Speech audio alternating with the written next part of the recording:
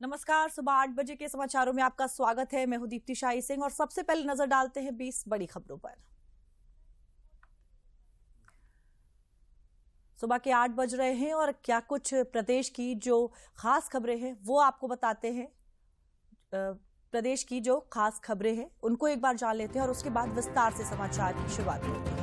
उत्तर प्रदेश में जारी होगी ग्रीन हाइड्रोजन पॉलिसी। मुख्यमंत्री योगी आदित्यनाथ ने कहा, ग्रीन हाइड्रोजन एक स्वच्छ ऊर्जा होने के कारण नेट जीरो के लक्ष्य को प्राप्त करने में सहायक है, प्रोत्साहन देगी सरकार। प्रदेश की अर्थव्यवस्था को $1 ट्रिलियन की बनाने में आवास सेक्टर की बड़ी भूमिका है। स्पेशल इकोनॉमिक जोन तथा इंडस्ट्रियल क्षेत्र के समीप नई टाउनशिप का विकास जरूर हो।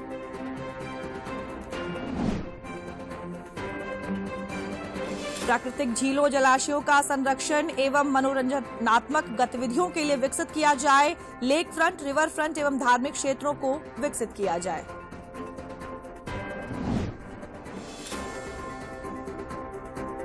मुख्यमंत्री योगी आदित्यनाथ ने प्रदेश के भीतर बहुमंजिला इमारतों में लगने वाली लिफ्ट और एस्केलेटर की सुरक्षा संरक्षा सुनिश्चित करने के लिए कानून बनाने के दिए निर्देश। कहा, प्रदेश में हर लिफ्ट एस्केलेटर का रजिस्ट्रेशन जरूरी होगा।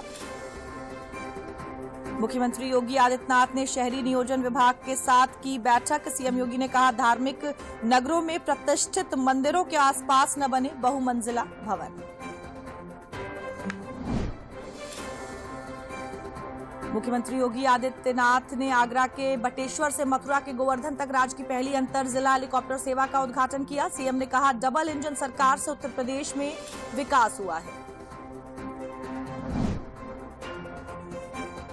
एफआई टावर के ध्वस्तीकरण पर हाईकोर्ट की रोक। कार्यवाहक मुख्य न्यायाधीश के निर्देश पर हुई सुनवाई। छुट्टी के दिन हाईकोर्ट की लखनऊ बेंच में स्पेशल अपील पर सुनवाई के बाद लगा स्टे।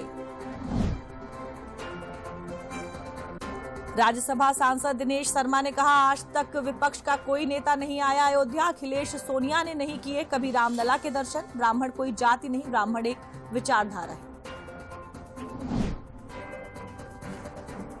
उत्तराखंड के हरिद्वार पहुंचे केंद्रीय रक्षा मंत्री राजनाथ सिंह और लोकसभा अध्यक्ष ओम बिरला। 3 दिवसीय दिव्य आध्यात्मिक महोत्सव में लिया हिस्सा। इस दौरान मुख्यमंत्री पुष्कर सिंह धामी सहित अन्य नेताओं ने उनका स्वागत किया। पश्चिम बंगाल में टीएमसी सांसद कल्याण बनर्जी द्वारा उपराष्ट्रपति का मजाक उड़ाने पर बीजेपी नेता शहजाद पूनावाला ने किया पलटवार। कहा, उपराष्ट्रपति की नकल करने को अपना अधिकार बताने वाले का हौसला बढ़ा रहे हैं टीएमसी और राहुल गांधी। प्रधानमंत्री नरेंद्र मोदी 30 दिसंबर को रामनगरी अयोध्या में से देश की पहली अमृत भारत ट्रेन को हरी झंडी दिखाएंगे। इस ट्रेन में 22 बोगी होगी और इसकी स्पीड 130 किलोमीटर प्रति घंटा होगी। यूपी में कोरोना संक्रमण के मामलों में लगातार इजाफा हो रहा है। 24 घंटे में लखनऊ में 2, गोरखपुर में 3 और गौतम बुद्ध नगर में नए पॉजिटिव मरीज सामने आए हैं। इसी के साथ प्रदेश में कोरोना के एक्टिव केस की संख्या 15 तक पहुंच गई है। नेपाल अयोध्या में राम मंदिर के उद्घाटन समारोह के लिए आभूषण, बर्तन, कपड़े और मिठाई सहित विशेष स्मृति चिन्ह भेजेगा। नेपाल और भारत जनकपुर और अयोध्या के बीच सिस्टर सिटी संबंध स्थापित करने के लिए काम कर रहे हैं। हजारों साल पहले समुद्र में डूब चुकी भगवान श्री कृष्ण की द्वारका नगरी के दर्शन अब आसान होने जा रहे हैं। गुजरात सरकार मूल द्वारका दर्शन के लिए अरब सागर में यात्री पनडुब्बी चलाने जा रही है। सबमरीन का वजन करीब 35 टन होगा। कोलकाता के ब्रिगेड परेड मैदान में 1 लाख लोगों ने एक साथ किया गीता का पाठ। 50,000 महिलाएं हुई शामिल। आयोजित गीता पाठ कार्यक्रम में देश विदेश के 300 से ज्यादा संत पहुंचे। भारत का पहला क्रैश रेसिस्टेंट ड्रोन बनेगा जॉननेट JF2। इंडियन आर्मी से कंपनी को मिला बड़ा ऑर्डर। जॉननेट JF2 की मदद से सेना बढ़ाएगी सीमा पर निगरानी।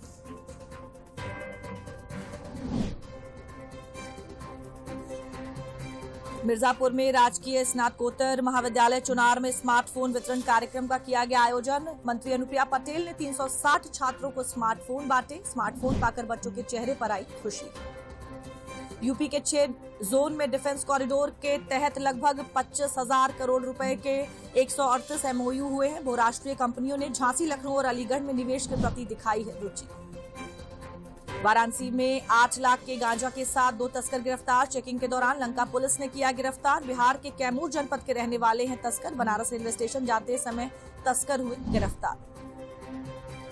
यूपी के 11 जिलों में कोहरे का ऑरेंज अलर्ट है, तो वहीं 28 जिलों में कोहरे का येलो अलर्ट जारी किया गया है। हवा की स्पीड बढ़ने से ठंड भी बढ़ेगी। वहीं मौसम वैज्ञानिकों ने शीतलहर का अनुमान भी जताया है।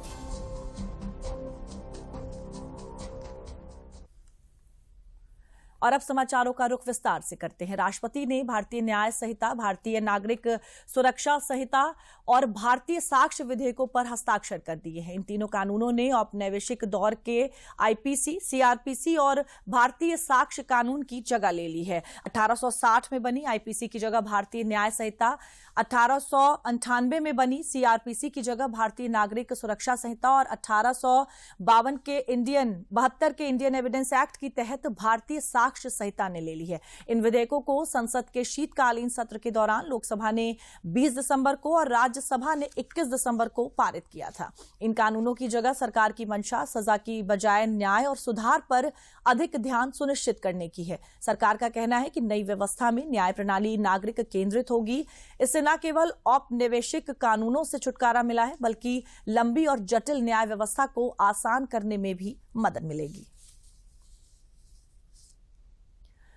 अगले 25 वर्षों के अमृतकाल के दौरान देश ने एक गौरवशाली और आत्मनिर्भर भारत बनाने का संकल्प लिया है। सरकार की भूमिका लोगों के प्रयासों में सक्षमकर्ता बनकर उनके सहयोग को पूरा करने में उनकी सहायता करने की है। और इसी कड़ी में पूर्व प्रधानमंत्री और भारत रत्न अटल बिहारी वाजपेयी की जयंती के मौके पर देश भर में सुशासन दिवस को लेकर कई कार्यक्रमों का आयोजन किया गया है।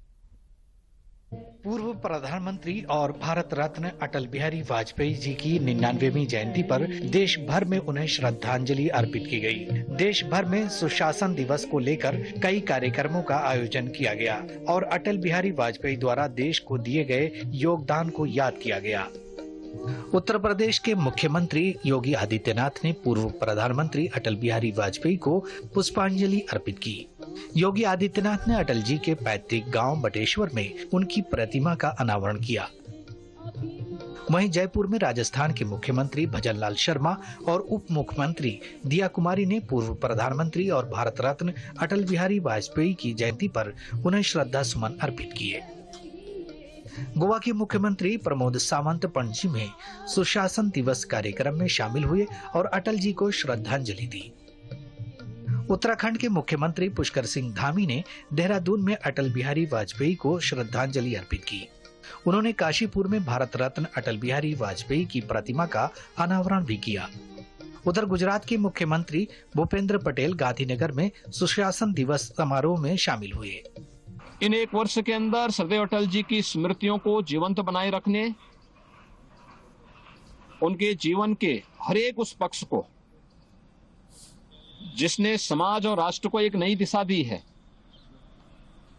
सार्वजनिक जीवन में स्वच्छता और पारदर्शिता कैसे होनी चाहिए, इसके लिए प्रशासन की दक्षता को बढ़ाने के लिए जहां सरकार नई दिशा में प्रयास करेगी। भारत रत्न जो प्रधानमंत्री थे पहले, उनका जन्मदिन सुशासन दिवस के हिसाब से मनाया जाए। हम लोग का जिस तरह टेक्नोलॉजी डेवलप किया, इस टेक्नोलॉजी को साथ में रखते हुए हम चाहते हैं कि जितना प्रोग्राम है, जितना हम लोग का स्कीम है, सब लास्ट अंतिम व्यक्ति तक पहुंचे। हमारे छत्तीसगढ़ के निर्माता और भारतीय जनता पार्टी के संस्थापक श्रद्धेय अटल बिहारी वाजपेयी जी का जन्मदिन है, जिसको पूरा देश सुशासन दिवस के रूप में मनाता है। तो सबसे पहले तो मैं पूरे प्रदेशवासियों को सुशासन दिवस की बहुत बहुत बधाई देता हूं, शुभकामनाएं देता हूं। केंद्रीय शिक्षा मंत्री धर्मेंद्र प्रधान ने ओडिशा के अंगुल में अटल जी को उनकी 99वीं जयंती पर पुष्पांजलि अर्पित की। वहीं हैदराबाद में केंद्रीय मंत्री और तेलंगाना भाजपा अध्यक्ष जी किशन रेड्डी और पार्टी के अन्य नेताओं ने पूर्व प्रधानमंत्री अटल बिहारी वाजपेयी को श्रद्धांजलि अर्पित की। केंद्रीय मंत्री गजेंद्र सिंह शेखावत ने वाजपेयी जी की जयंती पर जोधपुर में स्वच्छता अभियान में हिस्सा लिया। मथुरा के गोवर्धन में भारत की पहली हेलीकॉप्टर धार्मिक यात्रा का शुभारंभ प्रदेश के पर्यटन एवं संस्कृति मंत्री जयवीर सिंह ने किया। हेलीपोर्ट और हेलीकॉप्टर की सेवा का कार्य उत्तर प्रदेश ब्रिज तीर्थ विकास परिषद द्वारा किया गया है। मंत्री जयवीर सिंह ने बताया कि आज गोवर्धन में 8 सीटर हेलीकॉप्टर सेवा की शुरुआत हुई है। ये हेलीकॉप्टर गोवर्धन, मथुरा, वृंदावन, आगरा के बीच चलेगा और फिर भगवान श्री कृष्ण के इस पवित्र स्थल को चित्रकूट, अयोध्या, काशी और 4 धाम की यात्रा से जोड़ा जाएगा। बटेश्वर से पूर्व प्रधानमंत्री भारत रत्न श्री अटल बिहारी वाजपेयी की जयंती पर हवाई यात्रा का शुभारंभ मुख्यमंत्री योगी आदित्यनाथ द्वारा किया गया है। गोवर्धन हेलीपोर्ट से अब श्रद्धालु हेलीकॉप्टर से गिरिराज जी की परिक्रमा भी कर सकेंगे। ये हेलीकॉप्टर ब्रज तीर्थ के अंतर्गत गोवर्धन महाराज की परिक्रमा कराएगा। वृंदावन, मथुरा के जो भी धार्मिक स्थल है उनकी यात्रा कराएगा। आगरा भी ले जाएगा, बटेश्वर तक। फिलहाल ये बटेश्वर, आगरा और वृंदावन का, मथुरा का, गोवर्धन का और खास रूप से गोवर्धन परिक्रमा, इसको जोड़ने का काम करेंगे। देखिए, ये हमारा सौभाग्य है कि मथुरा की पावन धरती से ये हिंदुस्तान की पहली किसी भी तीर्थ पर्यटन स्थल की हवाई परिक्रमा शुरू हो रही है और ये हमने सबसे पहले मथुरा से शुरू करी है और इसमें गोवर्धन पर्वत की परिक्रमा हवाई दर्शन दिया जाएगा। साथ में वृंदावन, राधा कुंड, कृष्ण जन्मभूमि सब कवर करा जाएगा। उसके बाद यहाँ पे दिल्ली और नोएडा से कनेक्टिविटी दी जाएगी। साथ में मथुरा और आगरा की कनेक्टिविटी दी जाएगी। जनपद फतेहपुर के भिटौरा ब्लॉक अंतर्गत ग्राम पंचायत सरेला में देश के पूर्व प्रधानमंत्री भारत रत्न अटल बिहारी वाजपेयी की 99वीं जयंती पर आयोजित गोष्ठी में मुख्य अतिथि के रूप में केंद्रीय राज्य मंत्री साध्वी निरंजन ज्योति शामिल हुई। संगोष्ठी में अटल बिहारी वाजपेयी के चित्र में पुष्प अर्पित कर उन्हें याद किया गया। साथ ही केंद्र एवं राज्य सरकार द्वारा संचालित योजनाओं एवं उपलब्धियों के बारे में आमजन को जानकारी दी गई। इस दौरान गांव में पात्र ग्रामीणों को कंबल भी वितरित किए गए। इसके बाद जिला चिकित्सालय फतेहपुर में जयंती के अवसर पर ही भर्ती मरीजों को फल वितरित किया गया। केंद्रीय राज्य मंत्री साध्वी निरंजन ज्योति ने अटल बिहारी वाजपेयी के जीवन चरित्र पर विस्तृत प्रकाश डाला। किसानों के लिए जो उन्होंने एक बहुत बड़ा किसान क्रेडिट कार्ड जारी किया था और अपने फतेहपुर से ही NH2 जो जा रहा है, आज कानपुर दूर नहीं, लखनऊ दूर नहीं, बनारस दूर नहीं, तो शायद उन्हीं की ये शुभ संकल्प था जो कन्याकुमारी से कश्मीर तक, अटक से कटक तक को जोड़ने के लिए हाईवे की शुरुआत की थी और उसको आज पूरा कर रहे हैं देश के यशस्वी प्रधानमंत्री जी के नेतृत्व में, नरेंद्र भाई मोदी जी के नेतृत्व में, नितिन गडकरी जी। तो एक बहुत अच्छी शुरुआत है और अटल जी के समय ही गांव को जोड़ो प्रधानमंत्री सड़क योजना शुरू हुई थी, सर्व शिक्षा अभियान अटल जी के समय ही शुरुआत हुई थी। उनको आगे बढ़ाने के लिए देश के यशस्वी प्रधानमंत्री जी काम कर रहे हैं।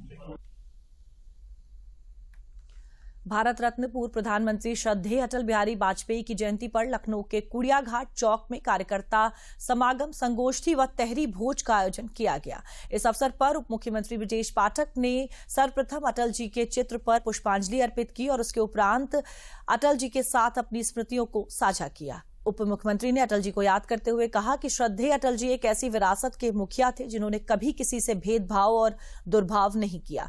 पक्ष विपक्ष के सभी नेता उनको अपना नेता मानते थे। अटल जी ऐसे नेता थे जो हमेशा दूसरों को साथ लेकर चलते थे।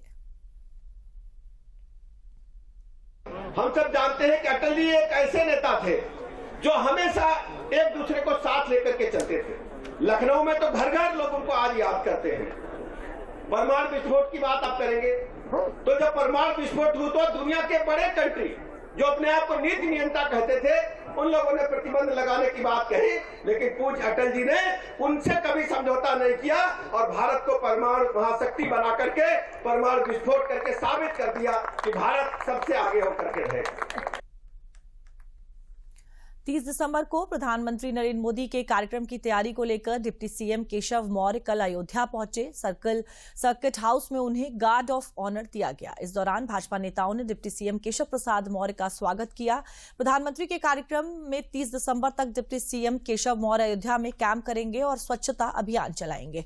इस दौरान डिप्टी सीएम ने लाल कृष्ण आडवाणी के सोमनाथ यात्रा की भी चर्चा की। डिप्टी सीएम केशव मौर्य ने कहा कि 22 जनवरी को भगवान रामलला का प्राण प्रतिष्ठा महोत्सव उत्सव मेरे जैसे कार्यकर्ता राम भक्तों कार सेवक के लिए गर्व की बात है कि हम लोग अपने जीवन काल में भगवान श्री रामलला का भव्य मंदिर बनते हुए देख रहे हैं। 22 जनवरी को भगवान रामलला 500 साल बाद अपने जन्म स्थान पर विराजमान होंगे।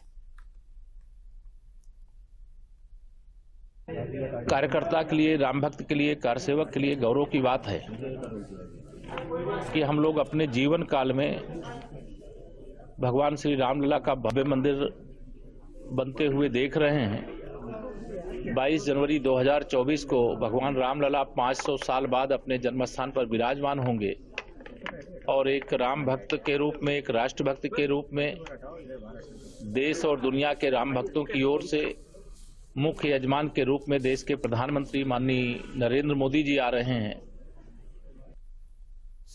और आइए अब नजर डालते हैं विकसित भारत संकल्प यात्रा से जुड़ी खबरों पर।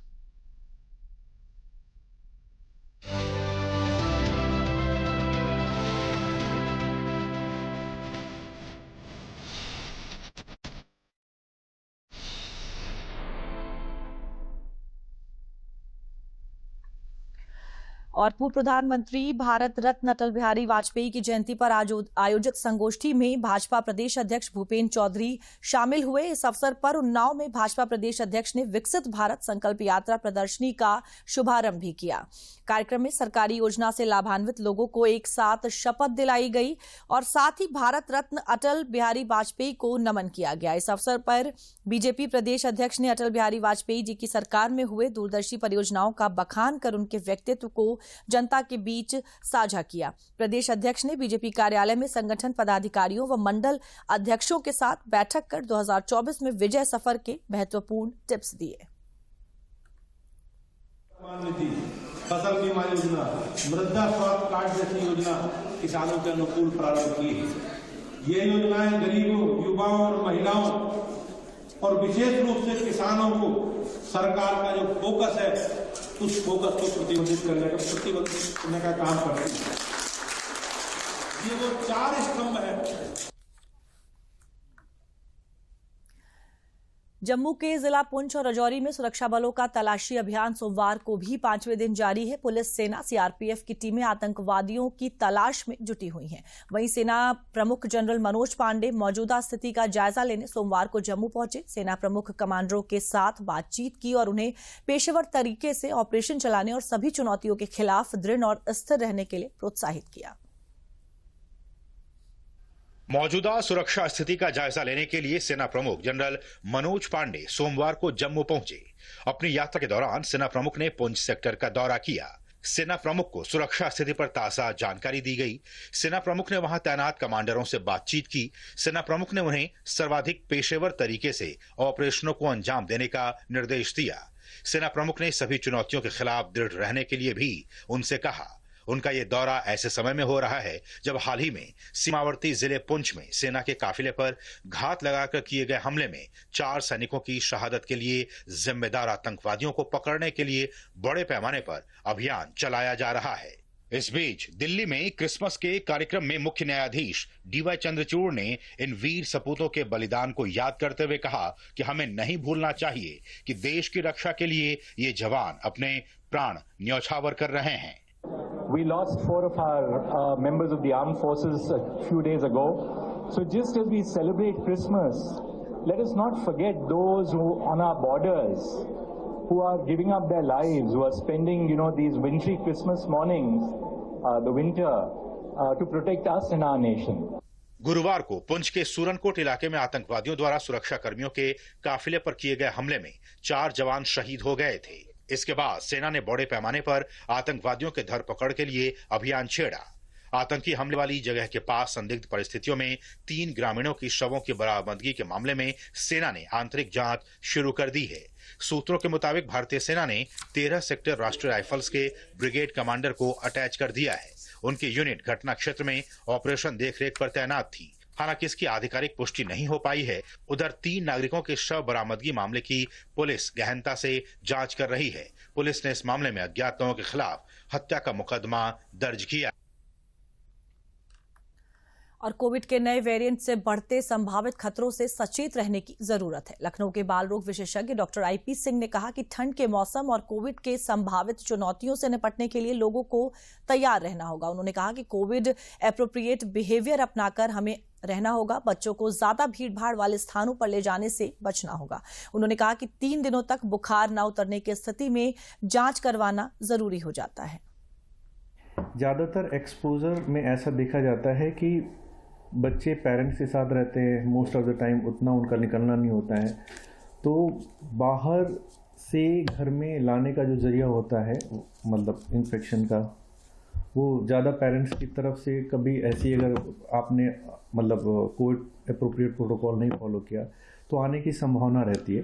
तो अगर जब चीज़ें बढ़ रही हैं तो थोड़ा प्रिकॉशन ये लेने के बाहर निकलें तो साथ में मास्क लगा लें, हैंड हाइजीन रखें, कोविड एप्रोप्रिएट बिहेवियर जो होता है उस सब चीज़ों को फॉलो करें ताकि कम से कम अपने घर में हम इस वायरस की एंट्री को रोक सकें।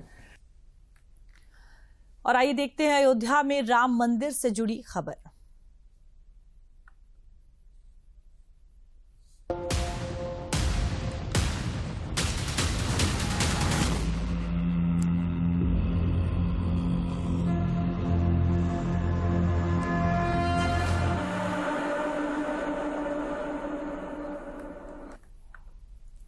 अयोध्या में भगवान श्री राम की प्राण प्रतिष्ठा के अवसर पर श्री राम जन्मभूमि तीर्थ क्षेत्र ट्रस्ट ने देश भर से प्रख्यात लोगों को आमंत्रित किया है।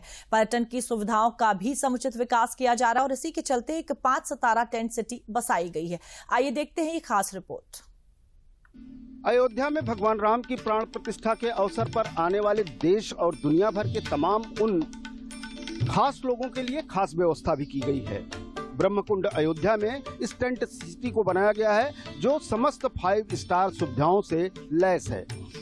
30 लोगों के रुकने की व्यवस्था करने वाली यह टेंट सिटी अयोध्या में 22 तारीख को जो खास लोग आएंगे जिन्हें सुरक्षा कारणों से भी जरूरत होती है और इसके अलावा ये 5 स्टार टेंट हाउस जो है, टेंट सिटी जो है, यहाँ पर उन खास लोगों के रहने की व्यवस्था की गई है। हम देखते हैं कि इस 5 स्टार टेंट सिटी में क्या कुछ बनाया गया है जो वैदिक और आध्यात्मिक दृष्टि से भी महत्वपूर्ण है और साथ ही उन आगंतुकों के लिए भी महत्वपूर्ण है।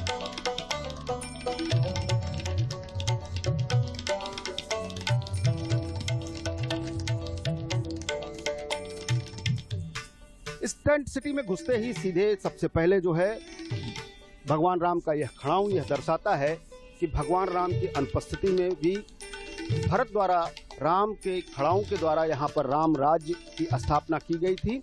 इसके अलावा जो है अब जब भगवान राम लला अपने गर्भगृह में विराजेंगे तो फिर से एक बार वही अनुभूति प्राप्त होगी।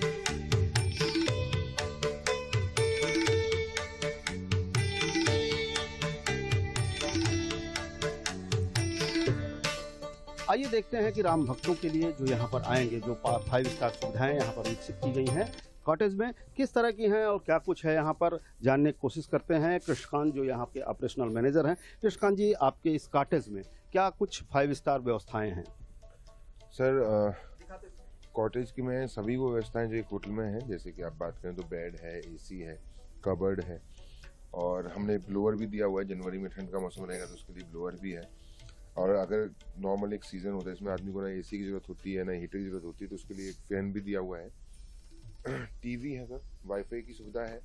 सर, कॉटेज का फीलिंग थोड़ा सा डिफरेंट है और अगर हम यहाँ की बात करें तो ये थोड़ा सा हट के है। बाकी होटल्स तो आपको एक छोटे और बड़े सभी शहरों में मिल जाएंगे, उससे हट के सोचना है तो उसके लिए हमने टेंट सुविधा अपनाया। मन में भगवान राम का नाम हो, इच्छा हो अयोध्या आने की तो रुकने के लिए ये टेंट सिटी तैयार है। राम भक्तों को यहाँ पर बुला रही है और कह रही है आइए राम में रम जाइए, आपका ख्याल हम रखेंगे। विवेक के साथ आशुतोष शुक्ला, DD न्यूज अयोध्या।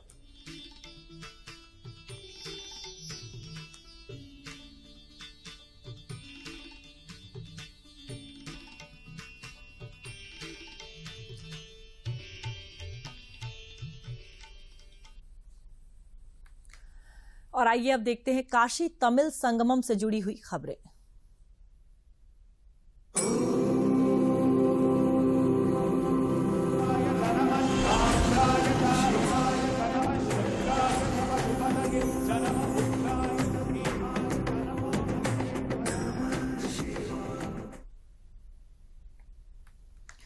दक्षिण भारत और उत्तर भारत की संस्कृति को एक करता काशी तमिल संगम का ग्रुप प्रयागराज के गंगा जमुना सरस्वती के पावन तट पर पहुंचा, जहां काशी तमिल संगमम के लोगों का भव्य स्वागत किया गया। इस मौके पर किन्नर अखाड़े की प्रदेश अध्यक्ष और किन्नर कल्याण बोर्ड की सदस्य कौशल्या नंदगिरी टीना मां ने तमिलनाडु से आए लोगों का स्वागत किया। किन्नर कल्याण बोर्ड की सदस्य और किन्नर अखाड़े की प्रदेश अध्यक्ष कौशल्या नंदगिरी टीना मां ने कहा, हमारे देश के प्रधानमंत्री की इस मुहिम से दो संस्कृतियों का मिलन हो रहा है। दक्षिण से आए लोग उत्तर के लोगों से मिल रहे हैं और एक दूसरे के साथ अच्छे संबंध स्थापित हो रहे हैं। इस मौके पर स्कूल की छात्राओं ने देशभक्ति के सांस्कृतिक कार्यक्रम प्रस्तुत किए।